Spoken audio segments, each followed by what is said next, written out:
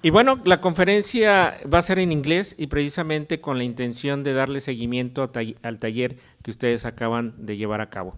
So, Dallen, you are welcome in our university. It's your place, it's your time, It's my second home, huh? it's your second home. That's Okay. right. Okay? Okay, thank you. Appreciate it very much. It's really an honor and privilege to be here with you today. Thank you for the invitation to visit Ciudad Juarez and the university here again. Is that not? This is better. Is this better? Okay, because I usually have a really loud voice, so it's not a problem. So when Dr. Cuevas invited me to come and participate in this event, I was really excited because he asked me to speak about gastronomy, and you can see that I love gastronomy, and it's one of my favorite topics in tourism studies. But I don't specialize in gastronomy and food and beverage. As he mentioned, and I understand a little bit of Spanish, as he mentioned, I have interests in the border, I have interests in politics, I have interest in heritage. And so I'm going to talk about food today, gastronomy, from a heritage perspective. And I hope that it gives you some additional insight, maybe looking at food, gastronomy, cuisine, from a different perspective than how you've thought of it in the past. But first, I want to say something about the presentations that we just heard. Those were really excellent. I enjoyed them very much. I can tell that you put a lot of work into them, so thank you very much. That was very, very enlightening. And second, related to that, and it's not my job to talk about language today, but it's so important to learn other languages. And I do speak other languages, just not Spanish, unfortunately. But it's really hard also in our tourism program to get the students to we can't require them to study languages because they will change their majors. And that becomes a problem, obviously. And so it's really a difficult political and social issue that we have to deal with, because it would be great if all of our students could communicate in Spanish or Chinese, especially Chinese, in the United States these days. So, but it's a problem, but I think it's very, very important. And hopefully you're all aware of the importance of that. In any case, I will speak today in Finnish, niin että te voitte ymmärrä, mitä yritän sanoa teille tästä kaikki tästä lähtee sanotte voida käyttää. Do you understand that? Oh, okay. It's Finnish. Finlandia? I don't know how it's Finlandese? Okay. So today I'm going to talk about gastronomy and tourism from a heritage perspective, as I said. And I really love food, you can see, but I also love heritage. And I think combining the two, I want to get you thinking about food and gastronomy, cuisine, culinary, from a different perspective. Okay, the idea that we know that tourism requires food to be successful, because people like to eat, people want to eat, people need to eat. And so food services and the provision of food are obviously very, very important as part of the tourism industry. But we also have to remember that even if you step back away from tourism, you can't have tourism without successful agriculture, for example. Okay? Without successful fishing, without successful ranching and farming. And so it goes even further back than just the frontline communication with the tourists in the restaurants and hotels, for example. So when we talk about food and tourism, I would like to ask you to think very big and think very holistically about what it means, what the relationships between food and tourism are. We know that there are many culinary or gastronomy enthusiasts, people who love to travel to eat. Maybe they go to try different cultural elements of food. We call these foodies. Have you heard that term before? Foodie. We use that word in English. It means people who travel very enthusiastically for food, because they want to try local culture, they want to try local food, these kinds of things. So foodie is a really important English term in the tourism industry from a food perspective. But we see this, we can also say that in some cases food becomes the primary attraction for many destinations and many experiences. But it also may be a secondary attraction, but also very important. For example, on cruises, if you read the research about cruises and what makes cruises very popular, one of the primary favorite things about cruises is the food.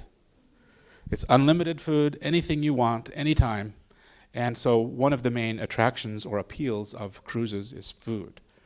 And then, of course, I want to focus on cuisine as a heritage experience, because really it is important. Food is a very, very important part of our heritage. Okay?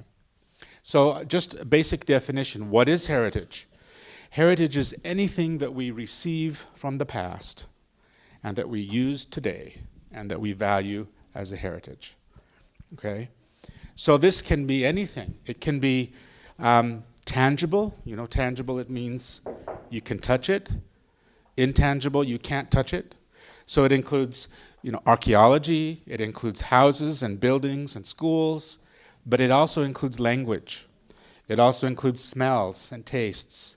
It also includes religion and faith. It includes family traditions, holidays, celebrations. Okay? So all of this is heritage.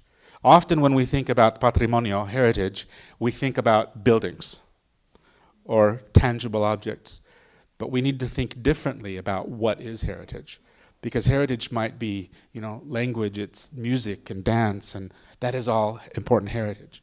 So heritage defines people, who they are. Your own family heritage is very important. Okay? The celebrations, the food, the traditions, but also your national heritage and your regional heritage, very, very important. The Zona Frontera here has a very different heritage than further into Mexico, for example, based on the proximity to the United States, for example. So every place is different. Every place has a unique heritage. But heritage has value. It has cultural value. It has identity value. It has political value. It has economic value. It has art and education value. So think about heritage from a really big perspective. So how is cuisine? How can we say that cuisine or gastronomy is part of heritage? Well, it's easy. Because food or cuisine, it gives values. It gives us value. It gives us our cultural identity. Okay? There's a really, really good paper you should read. I don't remember who wrote it, but it wasn't me. I don't write good papers. But it was a good paper about Mexican identity based on food.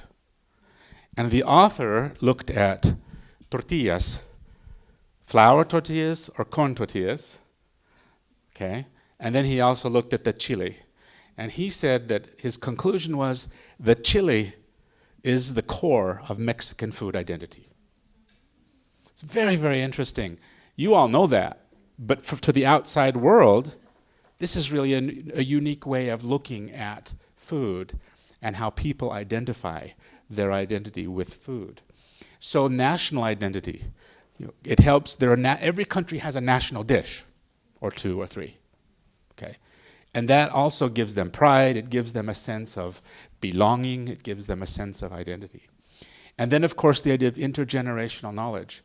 We learn how to cook recipes from our mothers and fathers, and from their mothers and fathers, and from their mothers and fathers.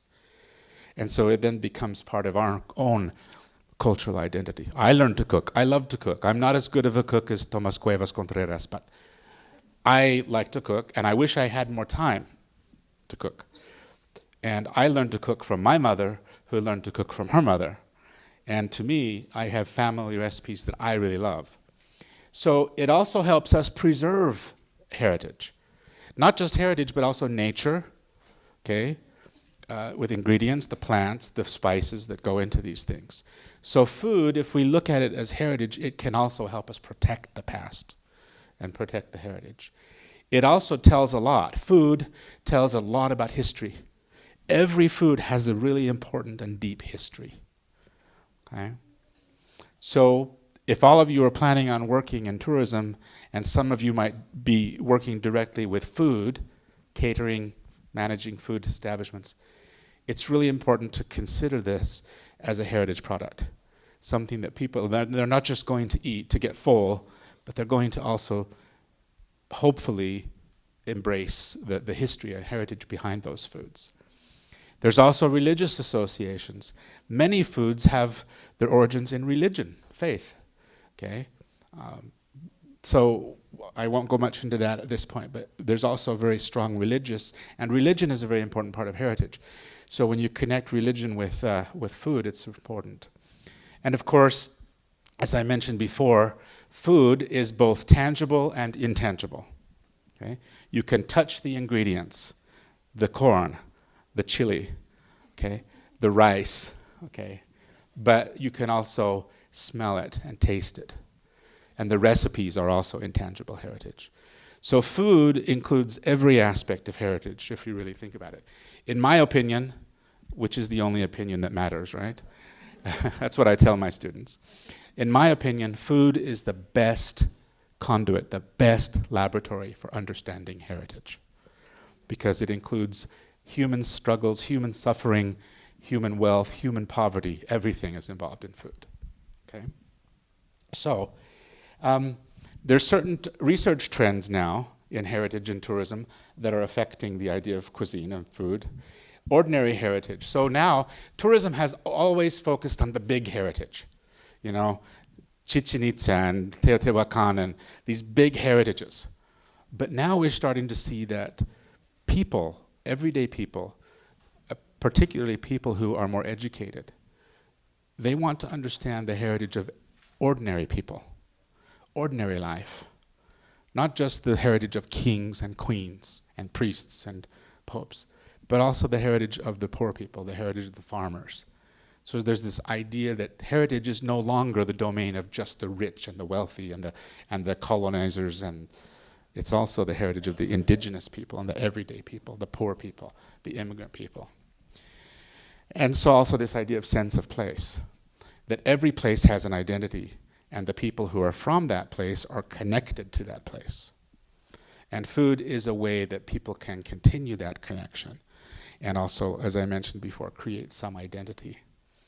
And then the idea that UNESCO and other major global organizations and national organizations in most countries have now started to recognize that food is an important part of intangible heritage. And UNESCO now, have any of you heard of the UNESCO Intangible Heritage List? So it's a newer one. It's not so new, I think 2003. So it's 15 years old. But everyone knows UNESCO list, right? That's tangible heritage. But now they have intangible heritage lists. And so, and if you look at the list of intangible world heritage, much of it is based on food and agriculture. So that shows also that importance of food, cuisine, gastronomy as part of heritage. And then trails, routes, cultural routes, heritage routes, taste trails, food trails. These are becoming very, very important in connecting places of food together. And then, of course, some other research is looking at special groups. Certain tourism markets require certain food. And the Muslim travel market is growing very, very, very quickly because they have a lot of money. Many people from the Middle East, for example, have a lot of money. They want to travel, and they want to spend a lot of money. And so this is becoming a very lucrative tourism market. But many of them want to experience what's called halal. Have you heard of halal travel? Okay. And this is specifically tourism that caters to the Muslim market. And there's also Jewish travel and things like that. But they have special travel needs. And of course, much of that is related to food. Halal means permissible. You can eat it, or you can touch it, okay? So in Islam, there's halal and haram. Haram means forbidden. Halal means it's okay. So from a food perspective and a heritage perspective, certain market segments also need certain food attention.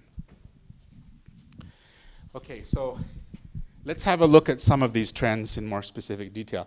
I'm a geographer, so I love to show a lot of pictures and a lot of places, so I hope you don't get too bored with this.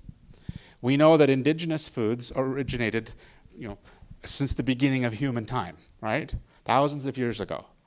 And that people have hunted and they've gathered food for many, many thousands of years. And so this is an important way of looking at foods, looking at the history of foods, agricultural traditions, and the domestication of plants and animals, which happened largely in today the Middle East, Mesopotamia, that area. So we understand that food was one of the earliest, because everybody needs food to survive. And so adaptation to the environment, etc., really characterized. Basically, indigenous food or native food is really characterized by the environment, what's available. Okay, and today as well, if they want to keep their traditions alive. Okay, and then also part of heritage, how do they gather their food? How did they cook their food? That's an important part. Did they use fire? Did they not use fire? Those kinds of things. And of course, social celebrations, celebrating the birth of a baby or the marriage or of a family member or something. This then became part of the indigenous celebrations that involved a lot of food. And then, of course, as I already mentioned, environmental determinism, which means that the physical environment determines or dictates food. Okay? So I can't grow bananas at my house in Phoenix. It's too hot. It's too dry. Okay, so that determines that I don't eat a lot of bananas unless I go to the store to buy them. So here you have, for example, in Australia, an Aboriginal man. He's showing tourists the traditional hunting, the traditional gathering activities of the native Australians. And then if you look more closely, you see some of the foods. We call it bush tucker or bush food, wild food. Sorry? Oh, okay. I'm sorry. So you can see, it looks pretty, but it tastes terrible. But from our perspective, from a tourist perspective. But it's the traditional food. The big ball is an ant and termite house. And so they break it open and they eat the insects, that kind of thing. And here in New Zealand, you've got a traditional and a native Maori person who's showing the traditional ways of preparing food in Maori cultural traditions. And actually in Taiwan, Taiwan has mostly Chinese people now, but the indigenous people of Taiwan are not Chinese. Okay, they're more like Filipinos. And so they have a different background, a different ethnicity, a different race. And so some of the indigenous people in Taiwan are they set up these indigenous food shops. Okay, here's an indigenous Taiwanese restaurant where they serve native Taiwan food, like this. Okay, another heritage perspective with food is colonial food. So you have indigenous food and then colonial food. So we're trying to look at it a little bit chronologically or historically here. Colonial food. Does anybody know what the Columbian Exchange is? Okay, it affects Latin America very, very much. So Christopher Columbus, when he came to the Americas, and the people who followed from Europe, and they exchanged. Columbian Exchange. Columbian means Columbus. So the Columbian Exchange meant they exchanged food ideas. So in Mexico we have flour tortillas, right? That's a European concept. And so that's part of the Columbian Exchange. And the fact that now, for example, in Italy, everything is about tomatoes, right? But tomatoes came from Latin America. So this is the Columbian Exchange. So it means during colonial times, the Europeans brought European ideas to the Americas, but they also took American ideas to Europe. Okay, tomatoes, potatoes, mostly food, but also other innovations. That's the Columbian Exchange. And it refers to this idea of cultural transfer, so that Europeans often forced their culture on indigenous people, right?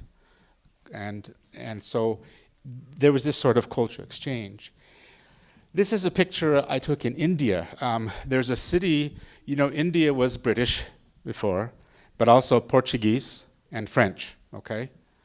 So on the east coast of India were some small places called Pondicherry. And Pondicherry was some small villages that were French territories. And this is in Pondicherry. It says, so enjoy the traditional Tamil Indian cuisine with a French accent. Okay? So the French colonial identity, but also the Portuguese in India and Goa, for example, and Daman and Diu, really severely influenced the food heritage of India. And so here you have an example of a restaurant just there. It's an Indian restaurant, but it's Indian-French restaurant. Okay, so that affects the food. in Macau, which was Portuguese, of course, right? And Macau developed a very unique language. It's a mixture of Cantonese, Chinese, Portuguese, and English. It's mixed together. It's called Macanese. And the people are also mixed. They're called Macanese people. So they're mixed Chinese, Portuguese, and British. And they also developed a unique food, Macanese food, which is mixed Portuguese and Chinese. That's a very strange mix, but it's really delicious. And so this is a very, very small Macanese restaurant in Macau, which sells this mixed. Everybody knows bacalhau, right? The salted fish, very most famous Portuguese food in the world, right? So here in Macau, they mix bacalhau with, so you can see the Macanese food restaurant sign. Here is the menu. So bacalhau with meat, with eggs. Okay. This is the woman who owns this restaurant. And when I took this picture about 2 years ago, she was 104 years old. And she still makes the food. She is Macanese, and she speaks Macanese. And she prepares only Macanese food. It's very, very interesting. But it's the heritage of Macau. It's the Portuguese influence in Macau. Now, if we bring this to Mexico, as I mentioned before, flour tortillas. This is not originally Mexican. The idea of tortilla maybe, but not the flour. Europeans didn't like corn. So they said, okay, now you have to make flour tortillas. Okay? But this is more indigenous to Mexico. So this colonial concept is very, very strong in food and how it affects everyday food. Sorry, my pants are falling down. I had a big dinner last night. Yeah, thanks, Francisco. Trepitas, yeah, very good. I ate 3 kilos of trepitas. No, I didn't do that. So another aspect of heritage is this idea of migration and diaspora. You all know what a diaspora is? It must be the same in Spanish, right? Diaspora. So the spread of people, the spread of a group of people, a nationality across the earth. Jewish diaspora, African diaspora, Mexican diaspora. We have a lot of Mexican immigrants living in Arizona, okay? Huge Mexican diaspora, okay? So people leave their homelands to migrate to other parts of the world. And they take with them their food traditions. And the food keeps them connected to the homeland. And so they continue to develop, they continue to prepare traditional foods. And this can go on for several generations. Okay. And of course, they also open up restaurants, Mexican restaurants, or Lebanese restaurants, or Chinese restaurants, or Indian restaurants, all over the world. The best Thai food I ever had was in Greenland. Strange. Greenland. And there was a Thai restaurant there. It was delicious. It was operated by Thai people. And of course, a lot of international cuisines have become normal in other countries. Like I said, Mexican, Thai, Indian, Chinese are the most common international foods all over the world. I've had very good Mexican food in Sweden, for example, or in Spain, right? Remember we were at that Mexican restaurant in Girona? So it's everywhere. This is part of this diaspora. Here you have, in Washington, D.C., is the world's largest Ethiopian population outside of Ethiopia. And so they have a lot of restaurants, a lot of food markets. In New Orleans, you all know New Orleans, right? And there's this very unique identity associated with slavery. The Africans who were brought there as slaves, but also the French, sorry, maybe it's my mother. So they have,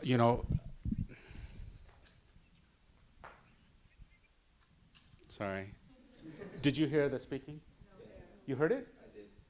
It's because I have these hearing aids, are Bluetooth, so I didn't think you could hear it.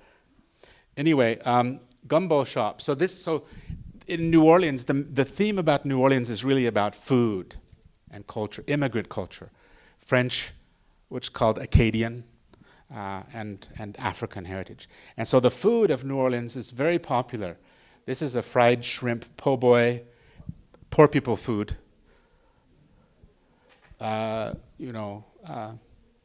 Tomas, what is this? Gumbo or something.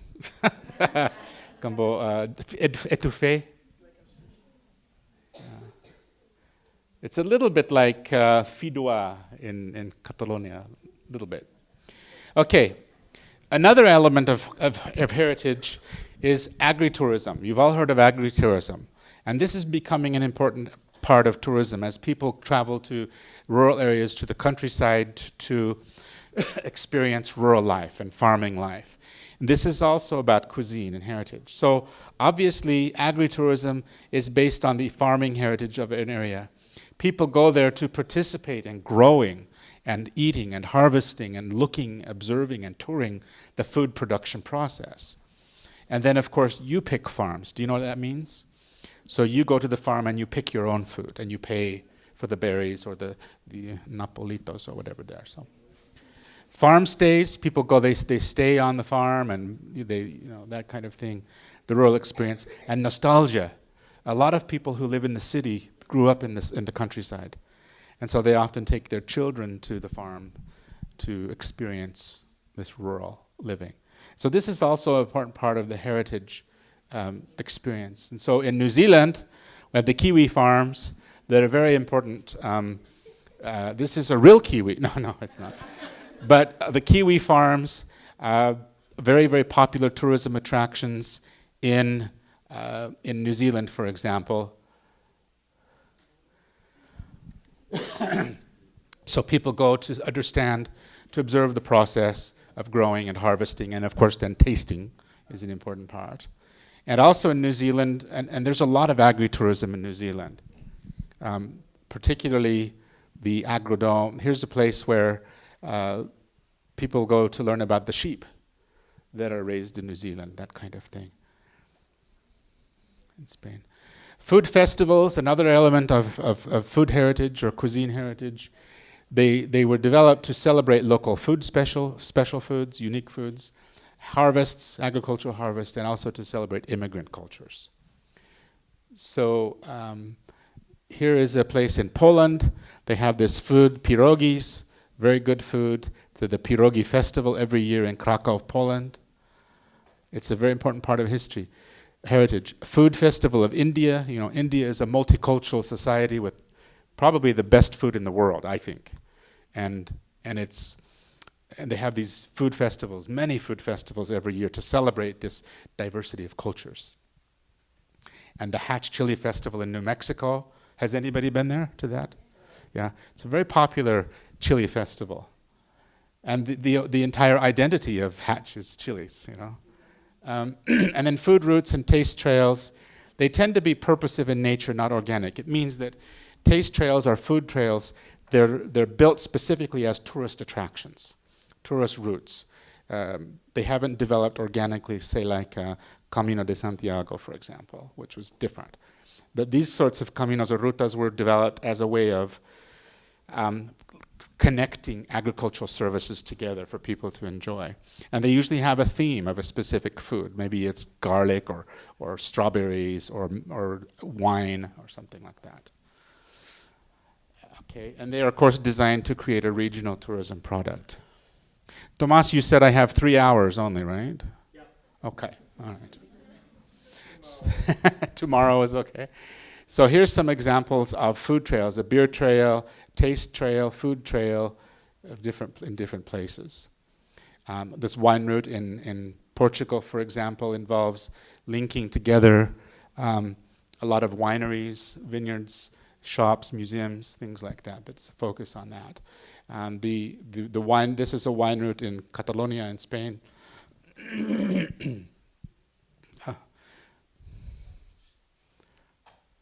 You can follow by car or by bicycle, these kinds of routes. Okay, I'm almost done, Thomas. Okay. Yeah. Really? Yeah. Okay. I know you're getting nervous. He's sweating up here. He's excited. He's going to take too long. So food as a symbol of place. Again, as I mentioned, this identity. It creates a sense of place and identity. So national, regional identity, terroir. Has anybody heard of the concept of terroir? It means that, food is very specialized to a very specific place. And it's different. If you have this chicken from Bresse in France, you go 20 kilometers and the chicken tastes different. So terroir is a very specific connection to a very specific locale. And many places, particularly in Europe, Mexico has it as well. I don't know what it is in Mexico, but I know Mexico has it. Well, like with Soto and what's the other one? Tequila. You can't make tequila in Tijuana. I mean, you can't do it. So it's specific terroir. Terroir means the connection to a very specific place and the flavors. So it's often used as an image, like a brand for places, that kind of thing. So if you go to Hungary and you see paprika is produced in Hungary, it's the national spice of Hungary, and of course it's called this European designation of origin, so it's an official legal protection for this kind of food. And here you have sausages in the store, and you can see, maybe there's no pointer, now I did it. But you can see there, but the special designation of order, it means that it can only come from that location, and nobody else can make that sausage, for example. Okay. So we're almost there. We go. Malacca in Malaysia has a very special food. They're known as rice balls. You can't make it anywhere else. Okay. It comes from there. National foods are often advertised as part of these kinds of displays. Also in Catalonia, there's a village called Vilafranca del Penedès, and they have a very special chicken called the penedesenca, and it's the most delicious chicken in the world, they say, and I agree. And here you have the mark of, it's this region of authentic, the Gallo de Penedès, which you can't buy anywhere else. And they have a big festival to promote this kind of chicken. And the tasting.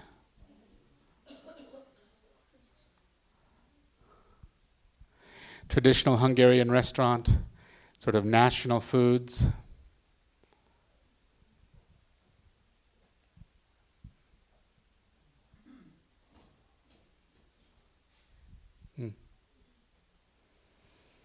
This is the national food of Barbados, and it's called cuckoo and flying fish. And if you research this food, it tells you the complete history of Barbados, about slavery, about immigration, about colonialism, about poverty, about wealth, about fishing in the sea, dependence on the sea, those kinds of things. So often these national dishes, they tell such an important heritage. And of course, in Hatch, New Mexico, everything is themed about chilies. The campground is chilies. The Hatch markets, chili markets, piñatas, everything. So the culinary needs of certain tourists, like the Muslim market, for example, that I mentioned before. A lot of hotels and restaurants in many countries, not just in the Muslim countries. Even in the United States, a lot of hotels are starting to be more Muslim friendly by putting in these kinds of prayer times, the time they should pray. Sometimes the rooms have a qiblat, which is an arrow on the ceiling. It shows which direction is Mecca.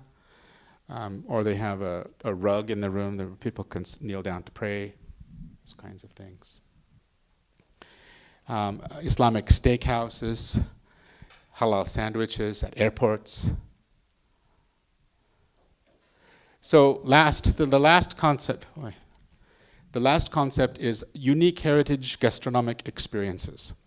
So there are certain places where you can eat indigenous food. You can go to a village and eat very native wild food in many places in the world. And tourists, real cultural tourists, are very interested in that. They want to experience indigenous food. and indigenous eating practices and cooking methods. Also, fascism, fascist food in Italy. It's interesting, they have fascist restaurants in Italy from the time of Mussolini.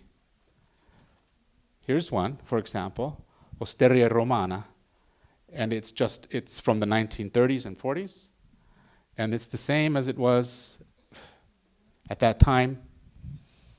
Of course, the prices are much higher now, but it has this theme of fascism, of this period, the political time. And also in the former Soviet Union, you have, this is in Latvia, and this is an old traditional communist restaurant. And so you can go there and eat old communist food. I don't know the food's old, but a lot of propaganda related to food.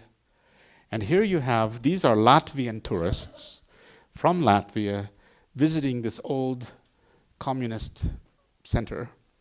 So for some of the older people, this is a very nostalgic experience for them to eat these kinds of pierogis, this very poor people food during the Soviet times. Yeah. Question. Which is the national food of United States? Probably hot dogs. Yeah, yeah, I think so. Unfortunately, yeah. Maybe Indian food, curry, or tacos. I don't know. Now it's tacos. The appropriation of culture. Yeah, we stole the tacos from Mexico. And El Taco Tote, you know, my favorite taco shop in Ciudad Juarez. So, in conclusion, too many taco totes. Gastronomy, cuisine, food, it's all related, is an extremely important part of heritage. And food tells so many heritage stories that it drives my wife crazy sometimes when we travel, because when we go to a local restaurant, I want to learn about the history of the food. I want to understand how it's made. I want to know the ingredients, what's in the food. Where was the food from, this farm or this farm? Where was the food from? But that's my own personal issue. But food is an extremely important part of human heritage, national identity. It creates our identity. Most of you in here, I assume, are Mexicans. And for you, I think tortillas and chilies are the identity of Mexico. And that is history, that is heritage. And it has to do with many things, all of those things that we were talking about, colonialism, indigeneity, etc. Food helps to preserve tangible and intangible culture. Okay. They satisfy the desires and needs of tourists. Tourists need to eat. They should eat heritage food while they're here. If you have tourists that only want to go to Wendy's or Burger King, then they're stupid. You know, they should want to learn about the place they're visiting. And then foods provide a means of economic development for many communities throughout the world. Heritage cuisines can be used to create not just an identity, but also to create jobs, to create a heritage value. A lot of destinations, I'll give you one last example. Has anybody ever heard of Gilroy, California? Probably nobody. But ajo, garlic. It is the garlic capital of the world. They grow the most garlic in the United States, and they have a huge garlic festival every year. The food identity of Gilroy, California is garlic. You get garlic ice cream, con carne de cucaracha and all that such a thing. But garlic ice cream, everything is themed garlic at this festival. And they've been doing it for many, many, many, many, many years. So the complete identity of Gilroy, California is garlic. The people smell great. But for Gilroy, garlic is the #1 employment, from the farming to the festival to the hotels, everything. So this kind of thing food, agriculture, heritage, all aspects of heritage food can be used as an economic development tool.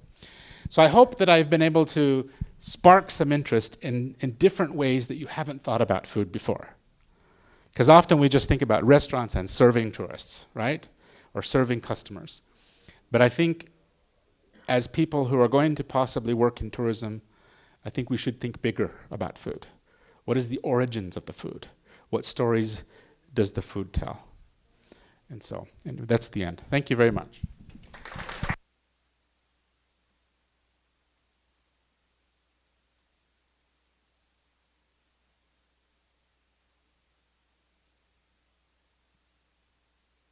Why you're doing that? Because I'm stupid. I'm a tourist. I don't know. Okay. Well, bien, pues invito a Francisco Vibriescas, si nos haces el favor de traer el... No, los agarré movidos, ¿eh? No, ahí cuidado con el cable, ¿eh? También no se van a caer. Acá de este lado.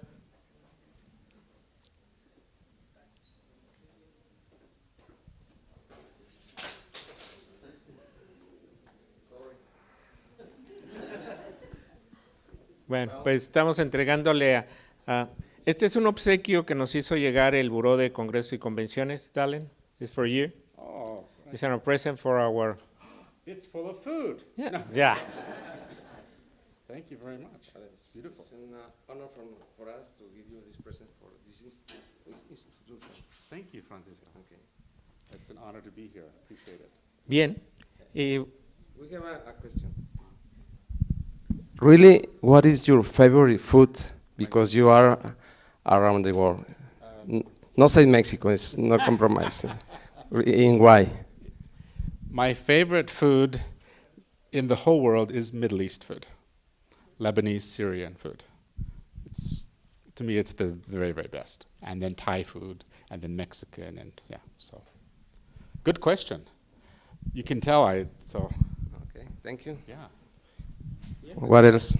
Ahora va a ser entrega de los dos actividades, bueno, de las dos personas que esperemos que nos acompañen. Si no tienen posibilidad de acompañarnos, pues ahorita sería el momento de que nos dijeran. La verdad es que es todo una oportunidad de estar con ustedes y bueno, para que lo vayan pensando, por eso lo estoy diciendo. Entonces, la cena va a ser aquí en el Shangri-La a las 8 de la noche en punto. Tienen que ir de traje de gala o de manera muy formal, ¿sí?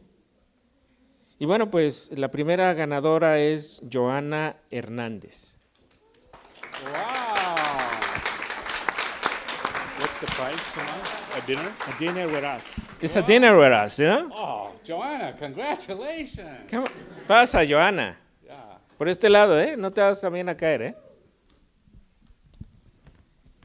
Entonces, Joana, ¿estás considerando asistir con nosotros esta noche? No podré, tengo una Oh, Qué triste. Pues le cedo a alguien más que realmente pueda asistir. bien. Jocelyn Kay, no se puede, no es posible. Jocelyn Kay, ¿se encuentra? A la 1. Jocelyn, a las 2. ¿No? ¿No está Jocelyn? Bien, pues entonces, dado que tú no, bueno, de todas maneras, felicidades, ¿eh? La verdad es un gusto saber que lograste el cometido que aquí la doctora Ercilia Loera llevó a cabo. Así que felicidades. Lamentablemente sí no podemos trasladarlo para otro día, sino con todo el gusto del mundo lo haríamos. Así es que bueno, pues Ercilia, los dos no hay ganadores todavía. Entonces, ¿qué hacemos? Piensa rápido. Pero mientras tanto, tenemos aquí el reconocimiento por parte del sindicato. Si gustas pasar a entregárselo. ¿De quién es? El sindicato.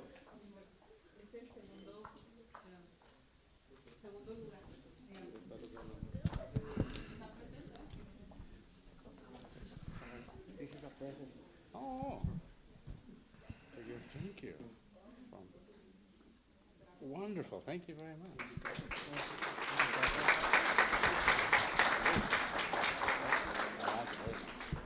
Bien, entonces, ¿quién es el nombre? Aquí hay muchas letras. Angélica García. Angélica García. Pásale, Angélica.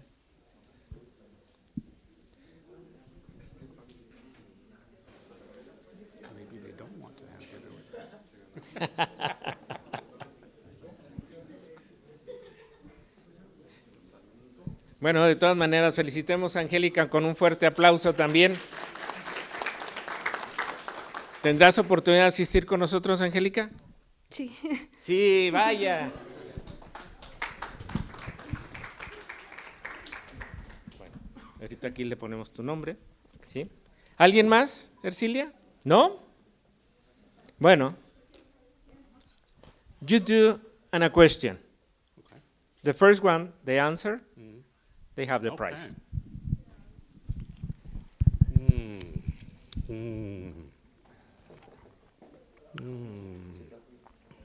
Let me think. Question. Quick question. Okay, quick question. About the Takatote prize. The Takatote prize. Okay. Something about nopales. Something from Nepal? Yeah, nopales. The salad of Nepal? Yeah, nopales is good. Yeah. The recipe? The recipe. Who knows how to make nopales soup? Nopalito soup. They don't exist in the soup. Yeah, I had it for breakfast. Yeah. For breakfast? Yeah. Today? No, with Jesus With Jesus. in San Luis Rio, Colorado. Okay. Let's see. Who knows the origins of potatoes?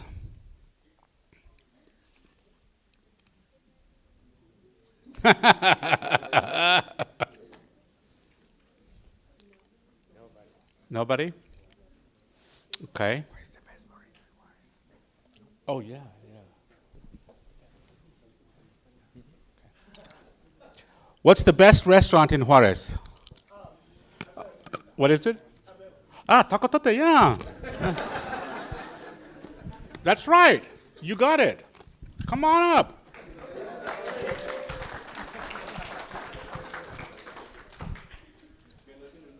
¿Sí vas a asistir hoy? Of course.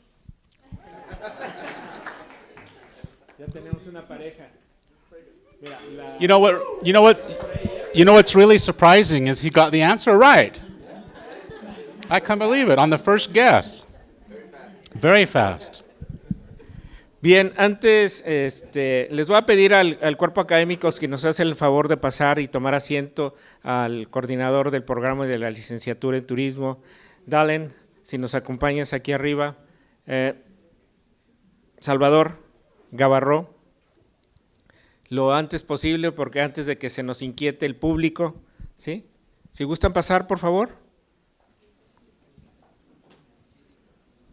Bien. Dallen, you want to take a seat, please?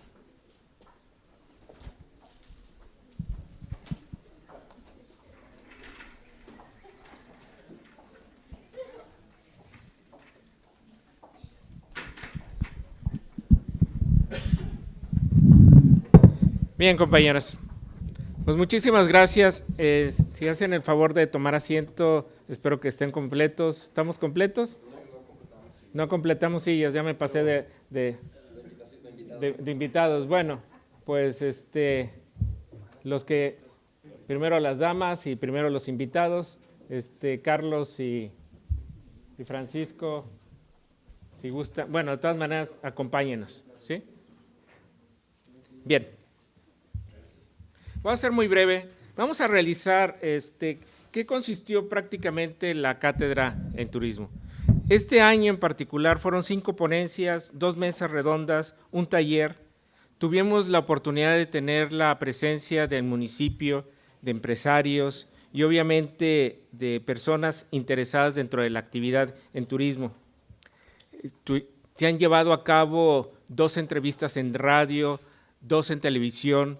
Y bueno, esto nos lleva a la conclusión de que es el seguir con la actividad de la Cátedra Patrimonial ha sido todo un beneficio para todos aquellos que nos han seguido en esta ocasión.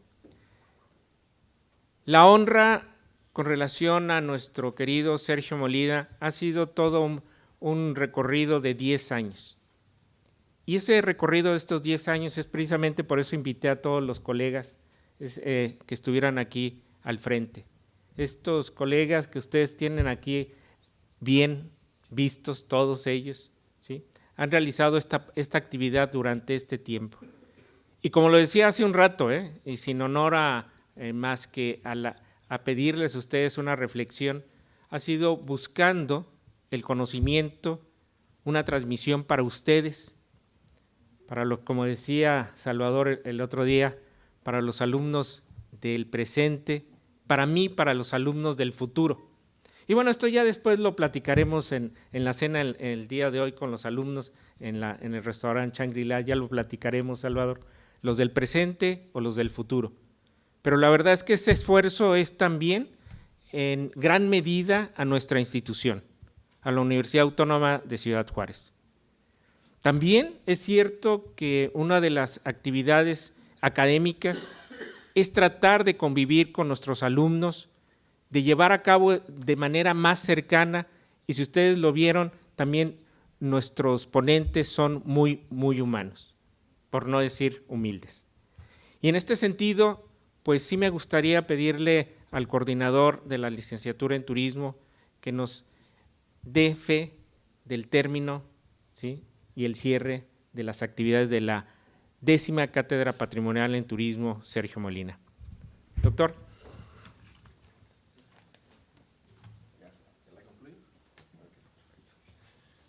Bueno, pues muy buenos días, jóvenes, tengan todos. Voy a ser muy breve porque sé que tienen otras clases y compromisos. Le quiero agradecer aquí al doctor Tomás Cuevas por la organización de este evento, a todos los miembros del cuerpo académico, a nuestros invitados, al doctor Gavarro, a Timothy, a Professor Timothy. Well, you're always welcome here in Ciudad Juárez. We always have an order of tacotote ready for you. Okay. A los jóvenes que presentaron sus ponencias, muy interesantes los trabajos. De hecho, ahorita ya le pedí a la maestra Ercilia que me haga una copia de los mismos, porque sé que todos esos trabajos les enriquecen en su futuro. Y quiero exhortar a los alumnos del programa Turismo, a los exalumnos que nos acompañan también el día de hoy, porque ya vi que andan algunos egresados, que año con año estén al pendiente de este evento, porque hacemos un esfuerzo por traer ponentes de fuera o los mismos maestros de aquí que vengan a exponer ideas de investigación que son en beneficio de ustedes.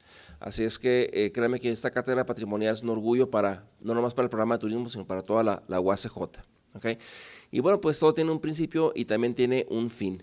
El día de hoy vamos a clausurar en este momento ya la cátedra patrimonial, no sin antes comentarles que va a haber todavía unas actividades post-evento. A las 4 de la tarde va a haber una presentación virtual de una maestra que nos va a acompañar desde Argentina, que es la maestra Malingre. Y las actividades de la muestra gastronómica, pues les estamos en este caso enganchando también dentro de las actividades de la cátedra patrimonial. Yo sé que muchos de ustedes van a participar hoy en la muestra gastronómica, va a ser la prueba de fuego para muchos de ustedes. ¿Okay? Entonces, sin otro asunto que comentar, les voy a pedir por favor que se pongan de pie.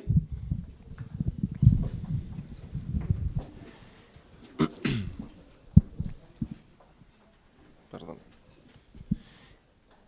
Y como acto protocolario, siendo el día jueves 8 de noviembre del 2018 a las 10 de la mañana con 55 minutos, se declara formalmente concluida las actividades y los talleres de la 10ª Cátedra Patrimonial en Turismo Sergio Molina. Un fuerte aplauso para todos ustedes y los organizadores.